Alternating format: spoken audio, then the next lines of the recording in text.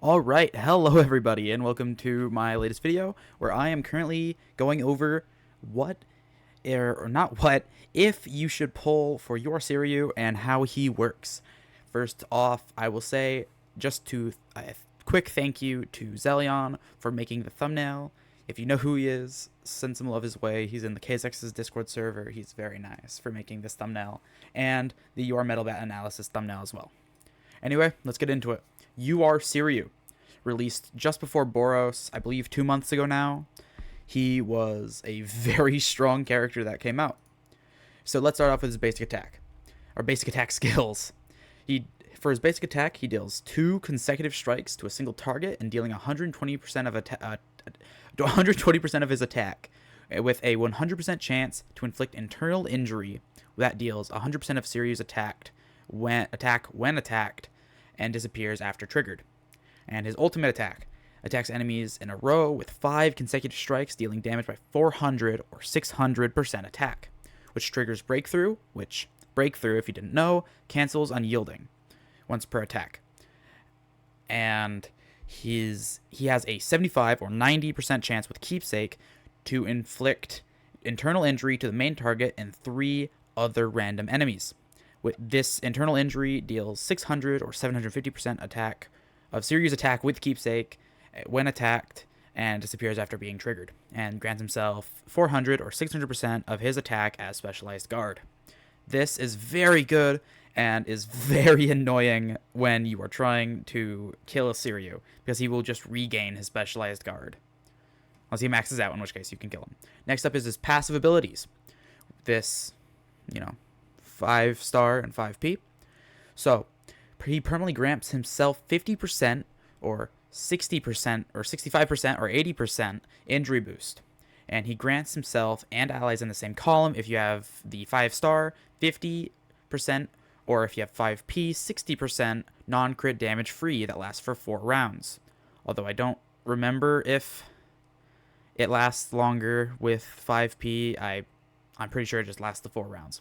After receiving fatal damage, recovers 50% or 80% of his max HP 1 or 2 times per battle. His Awaken passive, and then his Awaken 2. After casting Ultimate, launches continuous follow-up to 2 or 3 random enemies with internal injury, 100% of ultimate damage and effect if less than 2 or 3 enemies. Can follow up on the same target. Immune to Adhesion, which is what Glory Boss Plus or DSK Plus does, and does not let you follow up. After recovering, or this is his Awaken 2, this big Awaken 2 thing. After recovering from Specialized Unyielding, or just normal Unyielding 2, launches continuous follow-up to 2 random enemies. 80% of his ultimate damage and 100% of ultimate effect, if less than 2 enemies can follow up on the same target. This is very strong and extremely annoying. When you put him into Unyielding, he just hits back, and it's so annoying. So this is the recommended gears. If you really need the huge damage boost, which you generally don't, I would say go for Fury, attack percent. I wouldn't recommend it though. And then there's also the best set that I can recommend, which would be a Drive, attack percent full set. This will make him take less damage due to the 30% damage free or all damage free that Drive gives, as well as increased attack percent and just being overall more tanky, which is really goddamn annoying to deal with, as I must say. The perks of this character are he is a extremely high row attacker, internal and continuous follow-up based on attack, or I meant internal injury, but I forgot to put it. Grants crit damage free for self in same column at anything above, I think it's 5-star and onward, it does for the same column. Before 5-star, it doesn't do this for the same column. Strengthens internal injury damage, boosts injury damage up to 80%. I don't remember if he does it to self or just for the whole team. I believe it's just to self as well. I believe it's just to self though. And he is extremely tanky. He gives himself specialized guard and 60% non-crit damage free, which I meant to say non-crit damage free, but it's whatever. So basically, what non-crit damage free does is it allows you to take less damage from sources that cannot crit. and he does not need an SSR plus to buff his character stats. So when you go into his awaken thing to say awaken to him, you can see that you can get the growth from just having SSR Suiryu, which is very good as any character that does that. Say G4 or you are G4, say you are Sonic, although you are Sonic does require the LSSR. Say, let me think. You are Bomb, which will be coming out next month, or you are Galewind is also a good example of this. The issues with You Are Suiryu is that he's currently on a rerun banner. You generally do not want to pull on rerun, as it just puts you at a disadvantage on pulling. He is a very high investment character. If your Suiryu is very weak, he won't really be useful, and he does get replaced by Puri Puri Prisoner Plus later on in the meta. So you'd like to keep him a good character. He isn't as strong as characters like You Are Metal Bat or You Are King, and is not anywhere near as important. Say You Are King is a must pull. You must get him, or else you are simply just at a disadvantage. It's like not pulling for DSK plus. You Are Metal Bat just one shots the entire column, no matter what, basically. So overall, yeah, I mean, he's not as important and isn't as strong. He needs his Keepsake or Awaken 2 to actually be strong, and he also needs a Speedster. He needs a Keepsake. He very much needs the Keepsake, which isn't always a downside. Usually that's alright, that's fine. But right after You Are Sonic, it is not a very good thing.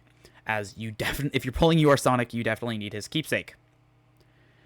And to be actually strong, he also needs Awakening 2, which is fine, but it's very expensive for anybody who is not like a whale or a high spender. And then he also needs a Speedster. I have seen many, many, many times You Are Sonic goes first, and then he can't ult, and then he is simply stuck, and it just gets absolutely annihilated. Because he can't do his ultimate, or he can only ult once, and then can't ult the next turn.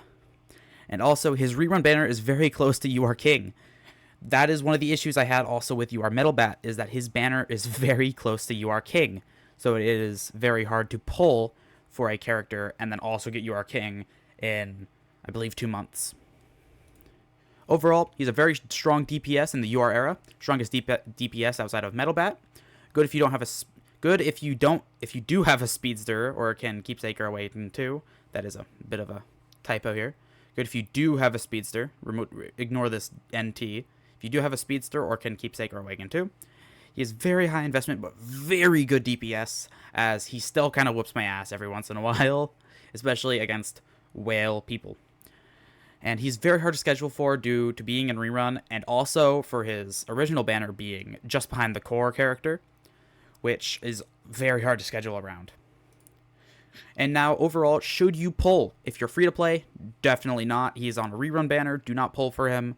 Don't get his Keepsake, and don't Awaken to him. Especially as a free to play, I don't even recommend Awakening to anybody except for maybe like You Are Galewind. Low spender.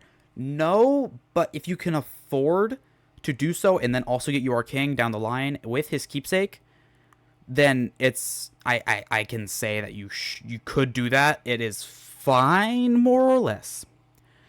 For his Keepsake, if you do get Suiryu, you have to get his Keepsake, or else he's just shit. I've seen someone with Awaken 2 and no Keepsake, and I whoop his ass every single time because Suiryu without Keepsake just sucks ass. And then Awaken 2, I mean, if you can afford it and also get Keepsake, as well as You Are King with his Keepsake, then yeah, go ahead, I guess.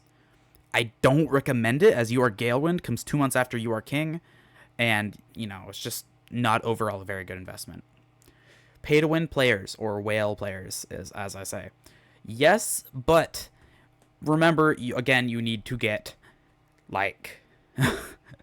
you need to make sure you get You Are King, and also You Are Boros, especially if you are in a newer server. For Keepsake, always go for Keepsake. For You Are Suiryu, I mean, if you're pulling You Are Suiryu, then get his Keepsake.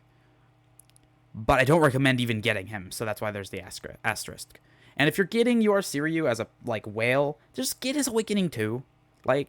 You might as well. You'll be dominating people in the server.